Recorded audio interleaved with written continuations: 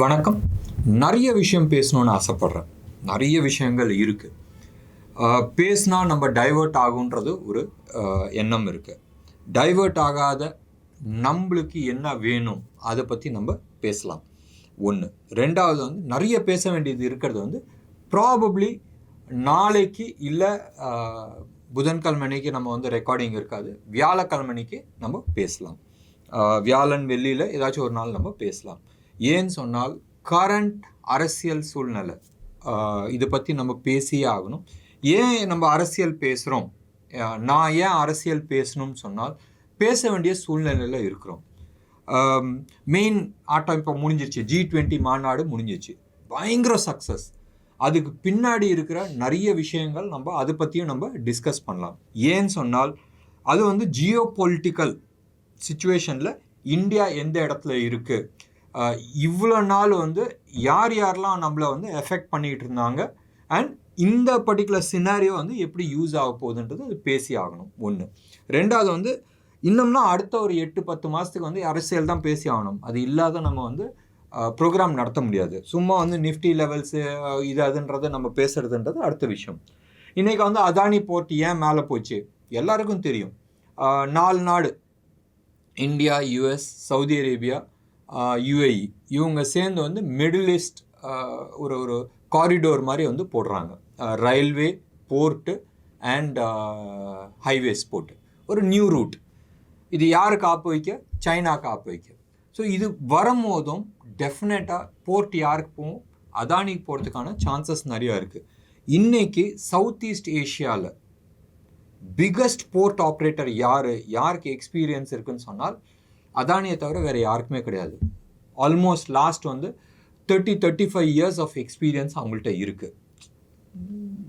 மோடிக்கு ரொம்ப சொந்தக்காரர்ன்ற மாதிரி நம்ம பேச வேணாம். ஏன்னு சொன்னால் இது ஒரு லாஸ்ட் 9 இயர்ஸாக தான். பட் அவங்களுக்கு ஆல்மோஸ்ட் 30 இயர்ஸ் எக்ஸ்பீரியன்ஸ் இருக்குது. ஸோ நம்ம அந்த டீட்டெயில்ஸில் போகணும்.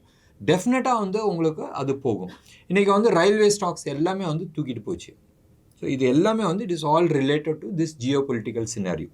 ஸோ டெஃபினட்டாக நம்ம இன்டர்நேஷ்னல் பாலிட்டிக்ஸ் நம்ம பேசி ஆகணும். இன்டர்நேஷ்னல் ஜியோ பாலிட்டிக்ஸ் நம்ம பேசி ஆகணும். உள்நாட்டு அரசியலும் நம்ம பேசி ஆகணும். ஸோ இது ஒரு சைடு இருக்கட்டும். ஏன் பர்சனல் மேட்டர் நீங்கள் எடுத்து பார்த்தீங்கன்னா நம்ம போன புதன்கிழமை ஒரு வீடியோ போட்டோம். மிஷன் 1 crore, இலக்கு 1 கோடி. இந்த இதுக்கு பயங்கரமான ரெஸ்பான்ஸ். ரெஸ்பான்ஸ் இருக்குன்றது எனக்கு தெரியும். ஏன்னு சொன்னால் 1 கோடி ரூபா பற்றி பேசுகிறாங்கன்னு சொன்னால் நிச்சயமாக பேசுவாங்க. எல்லாருக்குமே விருப்பம் இருக்கும். அதில் 2 விதமான பிரச்சனைகள் வரும். ஒன்று, இவன் சொல்கிறது நிஜமாக நடக்குமான்றது ஒரு கேட்டகரி. இன்னொன்று நம்மளையும் அந்த MLM குரூப்போ இல்லை இந்த ஏமாத்துற குரூப்பில் சேர்க்கறதுக்கு நிறைய சான்சஸ் இருக்குது. கட்டாயம் சேர்ப்பாங்க. ஏன்னு சொன்னால் நம்ம அடுத்த 3 வருஷத்தில் நம்ம 1 கோடி ரூபா நம்ம சம்பாதிக்க முடியுன்றதை நம்ம பேசும்போதும் யாராக இருந்தாலும் பேச முடியும். யாராக இருந்தாலும் முத்திரை குத்துவாங்க. அண்ட் 2-3 பேர் பேசினாங்க. தப்பாக பேசினாங்கன்றது நான் சொல்ல. அவங்க அவங்களோட கருத்து போயிட்டுருக்காங்க. நான் இது வரைக்கும் நம்ம சேனலில் எந்த மெசேஜையும் நான் பிளாக் பண்ணது கிடையாது. நான் எல்லாத்தையுமே ஓப்பனில் தான் வச்சுருக்கிறேன். அது என்னை பற்றி நெகட்டிவாக வந்த நியூஸ்க்கும் நான் பதில் போட்டிருக்கேன் ஒழிய அந்த நியூஸை ஆர் தட் மெசேஜை நான் பிளாக் பண்ணது கிடையாது. அன்டில் அன்லஸ் ஏதாச்சும் ரொம்ப வல்கராக போடுறாங்கன்னு சொன்னால் அதை நான் பிளாக் பண்ணியிருக்கிறேன். மற்றபடி எந்த நெகட்டிவ் நியூஸையும் நான் பிளாக் பண்ணது கிடையாது. நான் மெசேஜ் கொடுத்துருக்குறேன். இது ஏன் நம்ம இந்த தெளிவு பண்ண வேண்டியது இருக்கோன்னு சொன்னால் நம்ம அந்த கேட்டகரி கிடையாது. சரியா? அண்ட் நிறைய பேர்த்துக்கு தெரியும். நான் ஆல்மோஸ்ட் 2012-13 நான் நிறைய டிவி ஷோஸ் பண்ணியிருக்கிறேன். அண்ட் நம்ம ஓன் சேனலே ஆல்மோஸ்ட் 3 இயர்ஸ் ஆகிடுச்சு. நம்மளோட ட்ராக் ரெக்கார்டு இருக்குது. தெரிஞ்சவங்களுக்கு ஓகே, தெரியாதவங்களுக்கு தெரிஞ்சுங்கன்றதை நம்ம சொல்கிறோம். ஸோ நம்ம அந்த கேட்டகரி கிடையாது. நம்ம ப்ராக்டிக்கலாக சில ஒர்க் பண்ணுறோம் அண்ட் பண்ண முடியும். அண்ட் ஒவ்வொரு டைமும் நான் தைரியமாக சொல்கிறது தயவு செஞ்சு என் ஆஃபீஸ்க்கு வாங்க. நான் ஓப்பனாக டிக்ளரேஷன் கொடுக்கறது தயவு செஞ்சு நம்மளோட ஆஃபீஸ்க்கு நேராக வாங்க. அண்ட் நேராக வரும்போதும் உங்களுக்கு சில விஷயங்கள் புரியும். இதில் MLM ஆஃபீஸ் மாதிரி உட்கார வச்சு உங்களுக்கு பேப்பரை வச்சு அந்த கணக்கு கிடையாது. எக்ஸலில் நான் போட்டு காட்டுறேன். நாங்கள் என்ன பண்ணுறோம், சார்ட் என்ன பண்ணுறோம் காட்டுறேன். என்னோடய ட்ராக் ரெக்கார்டு என்ன இருக்குன்றது காட்டிகிட்டு இருக்கோம். ஸோ ஓப்பனாக நம்ம வந்து வா நீ வந்து என் ஆஃபீஸை பாரு, என் டேட்டாஸை பாருன்னு தான் நம்ம கூப்பிட்றோம். ஓகே, இது கண்டென்ட்டை விட்டுருங்க, மெயின் கண்டென்ட்டுக்கு வரலாம். நிறைய ஃபோன் கால்ஸ் நான் வந்து இந்த பர்சனலாக டைரக்ட் கால் சென்டர் நம்பரை வந்து நான் ஹேண்டில் பண்ணிகிட்ருக்கேன். ஸ்டாஃப் வந்து ஜஸ்டிஃபை பண்ணலைன்னு நான் சொல்ல, அவங்க வந்து முடிஞ்ச அளவுக்கு அவங்க பேசுகிறாங்க அண்ட் அவங்க வந்து எனக்கு கனெக்ட் பண்ணுறாங்க. அப்படி கனெக்ட் பண்ணும் போதும் சில டிலேஸ் ஆகுது. அந்த டிலேஸ் வேணாம், டைரெக்டாக நான் கால் எடுத்து பேசும் போதும் ரெஸ்பான்ஸ் ஜாஸ்தி இருக்கும்ன்ற மாதிரி ஆர் இன்ட்ராக்ஷன்ஸ் நம்மளுக்கு கூட இருக்கும்ன்றது அந்த விஷயத்தினால நான் டைரெக்டாக பேசிகிட்ருக்கேன். இப்போ வந்து சங்கரின்னு சொல்லிட்டு அவங்க பேசுகிறாங்க, இன்னையிலேருந்து பேச ஆரம்பிச்சிருக்கிறாங்க. அவங்களும் என் கூட வந்து ஆல்மோஸ்ட் 2005 ட்ராவல் பண்ணிகிட்ருக்காங்க. அண்ட் அவங்களுக்கும் வந்து close to about 7 years of stock market experience இருக்குது. ஸோ அவங்கள்ட்டையும் பேசலாம். இது ஏன் நான் சொல்கிறேன்னு சொன்னால், நிறைய கால்ஸ், நிறைய எஸ்எம்எஸ், நிறைய வாட்ஸ்அப், நிறைய இமெயில். இதில் கால்ஸ் வரது வந்து ஆல்மோஸ்ட் எல்லாத்தையும் அட்டன் பண்ணியிருக்கிறேன். எக்ஸப்ட் இன்னைக்கு காலையிலேருந்து வந்த நிறைய கால்ஸ் நான் அட்டன் பண்ண முடியல. வாட்ஸ்அப்பில் நான் முடிஞ்ச அளவுக்கு ஒரு மெசேஜ் போட்டிருக்கேன். இன்னும் ஸ்டில் வந்து ஒரு பெரிய நம்பர், நிறைய குவான்டிட்டி நம்பருக்கு வந்து நான் வந்து பதில் போட வேண்டியது இருக்குது. அது எல்லாமே வந்து பதில் போட்டுக்கிட்டு இருக்கோம், ஒன்று ஒன்றா போயிட்டுருக்கு. இமெயில் இன்னும் நான் டச்சே பண்ணல. டெஃபினட்டாக வந்து அடுத்த ஒரு 3-4 நாளில் இதை வந்து பேக்லாக் எல்லாத்தையுமே முடிச்சிடணுன்றாங்க. நாங்கள் விருப்பப்படுறோம். எங்களுக்கு கமர்ஷியலாக நாங்கள் பேசலை. ஒவ்வொரு கஸ்டமர்கிட்டையும் நான் பேசும் போதும் சில பேர் வந்து ஜஸ்ட் இன்ஃபர்மேஷன் கேட்டுட்டு போகிறவங்க இருக்கிறாங்க. சில பேர் வந்து பர்சனலாக டிஸ்கஸ் பண்ணும்போதும் நான் டெடிக்கேட்டடாக நான் டைம் கொடுத்துருக்குறேன். என்கிட்ட பேசினவங்க வந்து ஆல்மோஸ்ட் இந்த லாஸ்ட் 4-5 டேஸில் வந்து ஒரு 60-70 பீப்புள் இருப்பாங்க. ஆவரேஜாக நான் வந்து 45 minutes to 1 hour நான் வந்து பேசுகிறேன். இது பேசினவங்களுக்கு தெரியும். டெஃபினட்டாக வந்து அவங்களும் மெசேஜ் போடுவாங்கன்னு நினைக்கிறேன் யூடியூப்பில். அவங்களுக்கு தெரியும் நான் என்ன குவாலிட்டி டைம் நான் ஸ்பெண்ட் பண்ணுறேன்றது. ஃபுல் 100% அட்டென்ஷன் நம்ம பே பண்ணுறோம். ஏன்னு சொன்னால், நம்ம வந்து ட்ராவல் பண்ண போகிறத வந்து இந்த அடுத்த ஒரு 15 நாளோ 20 நாளோ இல்லை நான் 4 மாதத்துக்கு டிப்ஸு கொடுக்குறேன், எனக்கு இந்த கமிஷன் கொடுக்குன்ற பேச்சே கிடையாது. நான் வந்து லாங் டேர்ம் ட்ராவல் பண்ணணுன்னு நினைக்கிறேன் உங்கள் கூட. மேபி லைஃப் லாங் நம்ம ட்ராவல் பண்ணலாம், or at least minimum 5 to 8 years நம்ம ட்ராவல் பண்ணுறோன்ற எண்ணத்தில் தான் நான் பேசுகிறேன். ஸோ யார் யாருக்கெல்லாம் பதில் வரலையோ தயவு செஞ்சு மன்னிச்சிடுங்க. நான் அந்த குவாலிட்டி டைம் ஸ்பெண்ட் பண்ணி அண்ட் ரியலாக இண்டிவிஜுவலாக நான் வந்து பேசணும்னு நினைக்கிறேன். இது வந்து ஒரு ப்ரோஷர் அடித்தோமா இதுதான் ஸ்கீம்ன்ற மாதிரி நம்ம போடல. ஸோ இண்டிவிஜுவலுக்கு வந்து நம்ம பேசிகிட்டு இருக்கோம். ஸோ டிலே ஆச்சுனால் கொஞ்சம் மன்னிச்சிடுங்க. அண்ட் டெஃபினட்டாக இந்த வாரத்துக்குள்ளே வந்து உங்கள் எல்லாத்துக்குமே வந்து நான் பதில் போடுறதுக்கு ரெடி வித் திஸ். ஓகே, நம்ம மெயின் சப்ஜெக்டுக்கு வரலாம். இன்றைக்கு வந்து ஒரு ஹிஸ்டாரிக் டே. G20 மாநாடு நேற்று முடிஞ்சிச்சு. அது இந்தியாவுக்கு வந்து ஒரு பெருமையான விஷயம் அண்ட் சக்ஸஸ்ஃபுல்லாக நடத்தி முடிச்சிருக்கிறோம். இதில் வந்து சக்ஸஸ்ஃபுல்லாக நடத்தி முடித்தது வந்து எனக்கு நம்ம எக்ஸ்டர்னல் அஃபேர்ஸ் மினிஸ்டர் ஜெய்சங்கர் அவர் வந்து ஒரு அழகான ஸ்டேட்மெண்ட் கொடுத்தாரு. பாலியில், அதாவது இந்தோனேஷியாவில் வந்து ஒரு 10 மாதத்துக்கு முன்னாடி நடந்தப்போ அங்கே வந்து ஒரு ஜாயிண்ட் டிக்ளரேஷன், ஒவ்வொரு மாநாடு நடக்கும்போது இது மாதிரி எல்லா தலைவர்களும் சேர்ந்து கையெழுத்து போட்டு ஜாயிண்ட் டிக்ளரேஷன் ஒன்று கொடுப்பாங்க. அது கொடுக்க முடியல பாலியில். அண்ட் இது வந்து இந்தியாவில் ஆன் day 1 கொடுத்தாங்க. சைனாவும் ரஷ்யாவும் வந்து ஒத்துக்க மாட்டாங்கன்ற மாதிரி ஒரு ஃபீல் இருந்துச்சு. அண்ட் அவங்க வந்து பண்ண மாட்டாங்கன்றது ஒரு சின்ன கருத்து இருந்துச்சு. பட் இது ஒரு சைடு இருக்க, இன்னொன்று சைடு வந்து யூஎஸ் வந்து ஒரு ஸ்டேட்மெண்ட் கொடுத்துருந்துச்சு தட் டெஃபினட்டாக வந்து சைனா வந்து இந்த டிக்ளரேஷனில் வந்து ஒரு பிரச்சனை பண்ணுறதுக்கான வாய்ப்புகள் இருக்குன்றது ஒரு சைடு இருந்துச்சு. வெஸ்டர்ன் வேர்ல்டு பூரா யுக்ரைன் வாரை பற்றி போடணுன்ற மாதிரி இருந்துச்சு. ரஷ்யா வந்து அதை பற்றி பேசினான்றது மாதிரி இருந்துச்சு. ஆனால் ஃபஸ்ட்டு டேவே ஃபஸ்ட் அஜெண்டாவே வந்து இந்த டிக்ளரேஷன் தான். எப்பயுமே டிக்ளரேஷன் டுவர்ட்ஸ் எண்டு வருவாங்க, ஏன்னா எல்லாரும் அடிச்சுப்பாங்க. 20 தலைவர் சேர்ந்து வரணுன்றது சாதாரண விஷயம் இல்லை. அண்ட் இதுதான் ஃபர்ஸ்ட் டைம் இந்த மாதிரி ஒரு பெரிய உலக பொருளாதார பிரச்சனை இருக்கும் போதும் எல்லாரும் சேர்ந்து வந்து டிக்ளேர் பண்ணது வந்து இட் வாஸ் அ சர்ப்ரைஸ் ஒன்று. அண்ட் இந்த சர்ப்ரைஸில் வந்து ஜெய்சங்கர் சொன்ன விஷயம் சூப்பராக பதில் சொன்னார். இது பாலி கிடையாதுப்பா, இது நியூ டெல்லி. ஸோ எல்லோரும் ஒத்துக்கிட்டாங்கன்றது. ஸோ இதுதான் அந்த ஸ்டேட்மெண்ட். ஸோ அந்த சக்ஸஸ்க்கான எதிர்வொலி இல்லையான்றதை நம்ம இன்னைக்கு மார்க்கெட்டை பற்றி நம்ம பார்க்கலாம். இன்னைக்கு 20,000 நிஃப்டி டச் ஆச்சு. ஒரு மாதத்துக்கு முன்னாடி ஒரு 19 பாயிண்ட் கம்மியாக க்ளோஸ் ஆச்சு. ஸோ 19,989 லெவல் வரைக்கும் போயிட்டு அந்த 19 பாயிண்ட் கம்மியாக இருக்கும்போது கீழே வந்துருச்சு. மார்க்கெட் எவ்வளோ தூரம் போகும்ன்ற மாதிரி எல்லாருக்குமே அந்த பயம் இருந்துச்சு. அது கிராஷ் ஆகுமா இதாகுமான்னா அப்பயும் நான் சொல்லிட்டு இருந்தேன் 19,000 முதல் உடைக்கணும்ப்பா, அதுக்குமா பார்த்துக்கலாம். 19,200 உடைக்கிறது கஷ்டம். அப்படியே 19,000 உடைச்சாலும் 18,850 லெவலில் வந்து உடையாதுன்றதுக்கு நான் வந்து நிறைய சார்ட்ஸ்லாம் வச்சு நான் வந்து வீடியோ போட்டிருந்தேன். அந்த சார்ட்ஸ் எல்லாமே நீங்கள் பார்க்கலாம். நான் இன்றைக்கி அந்த சார்ட்ஸை எடுத்துகிட்டு வரல. அந்த லெவலில் உடைக்கிறது வந்து பயங்கர கஷ்டம்னு சொன்னோம். அண்ட் அப் ட்ரெண்ட் ஆரம்பிச்சிச்சு. அப்புறமா அப் ட்ரெண்ட் ஆரம்பிச்சிச்சு.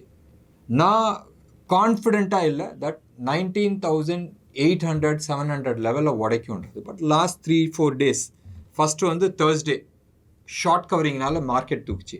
ஃப்ரைடே ஷார்ட் கவரிங்னால மார்க்கெட் தூக்குச்சு.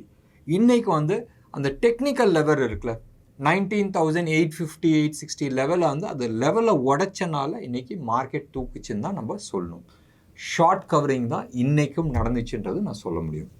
சப்போஸ் இது எப்படின்னு சொன்னால் மறுபடியும் நான் சொல்கிறேன், இன்றைக்கி சார்ட்டோட நான் எக்ஸ்பிளைன் பண்ணல. நீங்கள் டெக்னிக்கல் அனாலிசிஸ் பண்ணுறீங்கன்னு சொன்னால் டே சார்ட் எடுங்க, அதில் வால்யூம் பாரை நீங்கள் போடுங்க.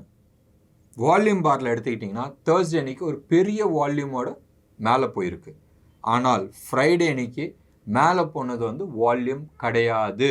மூணாவது, இன்னைக்கு தேர்ஸ்டேயோட ஃப்ரைடே வால்யூம் கம்மி. இன்னைக்கு ஒரு இம்பார்ட்டண்ட் லெவலில் உடைக்குது. அதாவது ப்ரீவியஸ் ஆல் டைம் ஹை, அதான் 19,989 அந்த ஹையை உடைக்குதுன்னு சொன்னால், அந்த பிவட்டை உடைக்குதுன்னு சொன்னால், உடைக்கும் போதும் ஒரு பெரிய புல்லிஷ் பாரோட உடைக்கணும். இன்னைக்கு புல்லிஷ் பாரான்னு கேட்டால் எஸ், 176 பாயிண்ட்ன்றது செம்ம புல்லிஷ். இது ஆல்மோஸ்ட் எடுத்து பாருங்களேன், ஒரு 1.25%னா அந்த பார் மேலே ஏறுதுன்னா it is not a joke, கரெக்டாக? ஆனால் வால்யூம் இல்லாத மேலே ஏறுதுன்னு சொன்னால் சம்திங் ராங், சரியா? ஸ்டாக் ஸ்பெசிஃபிக்காக வந்து ஏறி இருக்குது, டெஃபினட்டாக கீழே வரதுக்கான வாய்ப்புகள் இருக்குது. ஆனால் டெக்னிக்கலாக எடுத்து பார்த்தீங்கன்னா ப்ரீவியஸ் பிவட் ஹை, அதாவது 19,986 ஆர் 989 அந்த லெவலில் வந்து ஒரு சப்போர்ட் ஆகிறதுக்கான சான்சஸ் இருக்குது. ஸோ நாளைக்கு வந்து நம்ம பார்க்க வேண்டிய விஷயம் என்னன்னு சொன்னால், இன்னைக்கு ஏறினது வந்து நிஜமாகவே ஏறி இருக்கா இல்லை ட்ராப்பான்றது பார்க்க வேண்டிய ஒரு விஷயம். மறுபடியும் நான் சொல்கிறேன், இன்னைக்கு ஏறி இருக்கிறது வந்து ஃப்ரைடே அண்ட் இன்னைக்கு மண்டே அன்னைக்கு ஏறி இருக்கிறது வந்து ஒரு ட்ராப்பான்றது யோசிக்க வேண்டிய ஒரு விஷயம். ஏன்னா வால்யூம் இல்லாத ஏறி இருக்கு. ஒன்று. ரெண்டாவது முக்கியமான விஷயம், யூஎஸில் 30 years bond and 10 years bond அதோட ஈல்டு வந்து நேற்று நைட்டு, இன்னைக்கு பற்றி நான் பேசல, இந்த ப்ரோக்ராம் வந்து 6:30 பக்கமாக பண்ணியிருக்கிறோம். நேற்று நைட்டு வந்து இன்ட்ரெஸ்ட் ரேட் இன்க்ரீஸ் ஆகிருக்கு.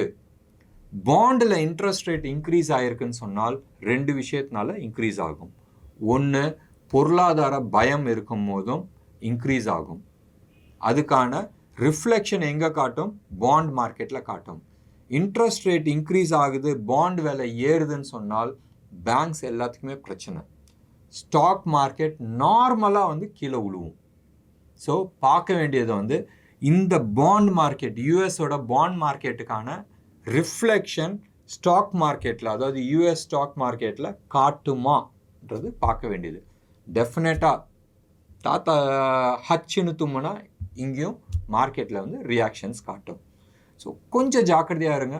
ப்ராஃபிட்டில் நல்ல ப்ராஃபிட்டில் இருக்கீங்கன்னு சொன்னால் மேபி நம்ம வந்து ப்ராஃபிட் புக் பண்ணிவிட்டு யோசிங்க. ஸ்ட்ரிக்ட் ஸ்டாப் லாஸ் போட்டுக்கிறது வந்து ஆல்வேஸ் பெட்டர். சரி, with this small piece of information நம்ம வந்து ஆப்ஷன் டேட்டாஸ்க்கு நம்ம போயிடலாம். இன்றைக்கி வந்து எடுத்து பார்த்தீங்கன்னா 20,000 கால், ஆல்மோஸ்ட் 1 கோடி கால் எழுதியிருக்கிறாங்க. நான் கரெக்டாக சொல்கிறேன், காலும் வந்து அவ்வளோ கால் ரைட் பண்ணியிருக்கிறாங்க. அதே மாதிரி 20,100லேயும் வந்து ஆல்மோஸ்ட் 80,000 79,000 கால்ஸ் வந்து 79,000 79 lakh கால்ஸ் வந்து ரைட் பண்ணியிருக்கிறாங்க. லட்சத்தில் இருக்குது. அதில் 35 லட்சம் ஆல்மோஸ்ட் 45% இன்னைக்கு மட்டும் ரைட் பண்ணியிருக்கிறாங்க. அவ்வளோ confident that Tuesday Wednesday Thursday வந்து மார்க்கெட் ஏறாதுன்ற ஒரு கான்ஃபிடென்ஸ். அதே மாதிரி புட்டை பொறுத்த வரைக்கும் 19,900 லெவலில் வந்து ஹெவி புட் ரைட் பண்ணியிருக்கிறாங்க. ஆல்மோஸ்ட் 88 lakh புட்டை வந்து ரைட் பண்ணியிருக்கிறாங்க. ஓவராலாக எடுத்துக்கிட்டிங்கன்னா கால் புட்டில் நீங்கள் எடுத்துக்கிட்டிங்கன்னா புட்டில் தான் 1.8 crore. ஸோ மார்க்கெட் வந்து அடுத்தது என்ன நடக்கும்?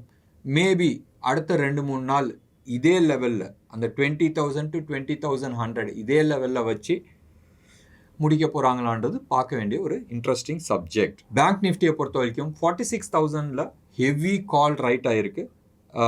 அதே மாதிரி 45,000லேயும் ஹெவி 45,800லேயும் ஹெவி கால் ரைட் ஆகிருக்கு. வேறஸ் 45,500 லெவலில் வந்து ஹெவி புட் ரைட் ஆகிருக்கு. இங்கேயும் 70 lakh எக்ஸ்ட்ரா புட்டு தான் ரைட் ஆகிருக்கு ஓவரால் கால் அண்ட் புட்டை பொறுத்த வரைக்கும். நிஃப்டி அண்ட் பேங்க் நிஃப்டி ரெண்டுமே வந்து ப்ரீமியமில் தான் இருக்குது. So market more on upside இருக்குது, டவுன் சைடு காட்டலை. பட் அப்சைடு வந்து மூமெண்ட் வந்து ரெஸ்ட்ரிக்ஷனில் இருக்குது. மறுபடி நாளைக்கு வந்து சப்போஸ் அந்த 20,100க்கு மேலே க்ளோஸ் ஆச்சுன்னு சொன்னால் தாறுமாறாக மேலே போகிறதுக்கு சான்சஸ் இருக்குது. மெயின்லி ஷார்ட் கவரிங்னால பார்க்கலாம்.